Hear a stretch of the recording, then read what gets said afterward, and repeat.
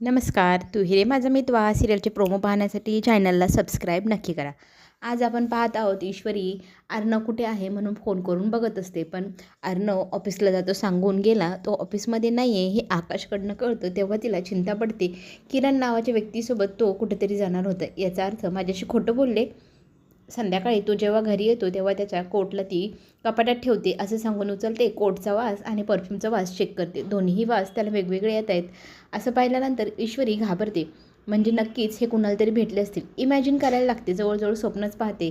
किरण त्याला बोलवते. तो तिला भेटायला जातो आणि किती वेळ लागला म्हणून ती रुसते. तिला मिठीत घेतो आणि त्याचाच हा वास असेल असं इमॅजिन करून जोरात ओरडून उठते. इथे अर्णव तिला भानावर आणतो. काय झाले विचारू लागतो. का ओरडते तू? तर ती त्याला सांगते काही नाही काही नाही. खरं तर तिच्या मनात खूपच मोठे मोठे गोंधळ होत आहे. तिला असं वाटतंय की काहीतरी लपवलं यांनी. लॉकरची चावी मग ती त्याच्या खिशातनं गुपचूप काढते. लॉकर खोलते आणि त्यातनं काही पेपर्स बाहेर काढून असताना तिथे अर्णव येतो आणि विचारते, मला न विचारता माझं लॉकर खोललंच का? आता ह्या प्रश्नाचं उत्तर ईश्वरी देऊ शकेल का? हे सगळं काही पाहण्यासाठी आपण पुन्हा भेटू. धन्यवाद.